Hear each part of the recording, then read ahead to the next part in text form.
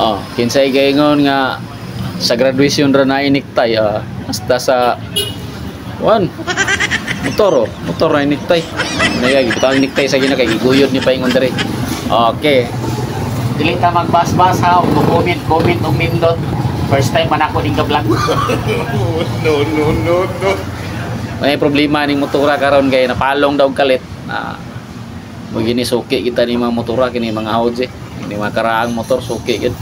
Liwat gis mekaniko nga daan nagdagway ba. Kani karon ang problema niya, way kompresyon. Stingan to crank. Hungaw kayo. So duha ra instances nga problema ning motora, bawog og barbula or nibuto ang iyang cylinder head gasket. Mura ni atong gan.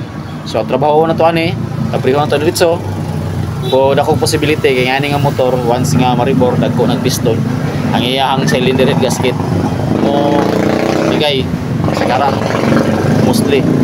So napoy posibilidad nga iyang engine valve pero paminaw nako pili rin nga duha engine valve ug ang iyang cylinder gasket. Dili lang kay pagingon nga na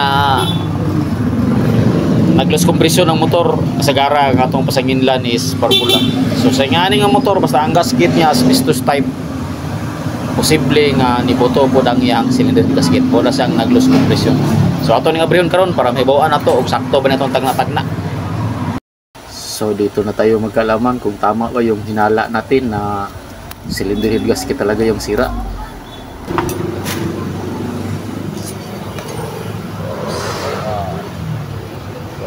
Ko masayop mga kabuting ting mo boto ang atong cylinder head gasket.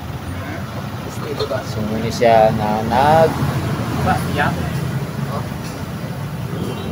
loss compression. So tama talaga tayo sa ating hinala mga kabuting ting na hindi talaga balbula yung sira yung kanyang gasket talaga.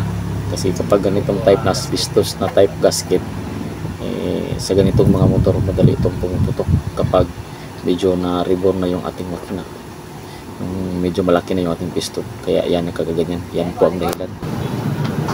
Masisiyahan talaga yung may-ari nito kasi hindi siya makapagastos ng malaki. Yung gastos niya i-labor lang tapos yung gasket. Ayan, ito na, closer look talaga tayo para makita natin na butas yung gasket. Sunog po yan, pero klaro maliwanag pa sa sikat ng araw ang pahak ni sinaw kupaw. Kaya ito ilisan, wala problema ang barbula. Muna na ito ipuli gasket sa Lipan 110.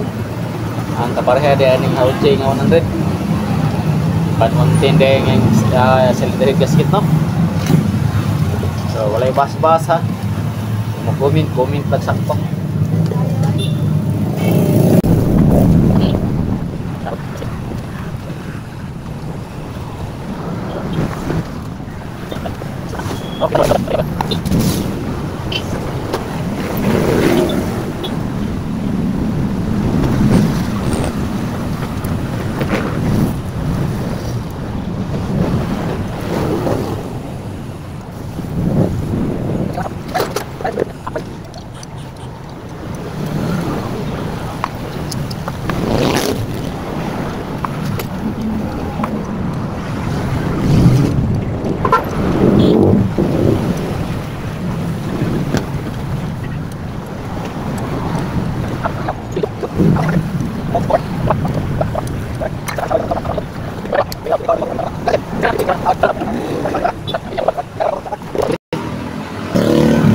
Ayan, fast forward tayo.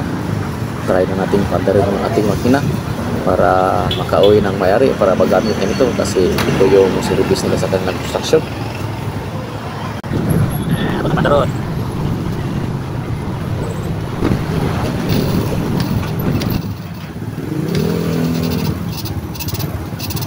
Ayan, kita na natin umandar yung ating makina. So yan lang po mga kabating-ting, hindi po lahat ng loss compression ay baluktot yung barbula.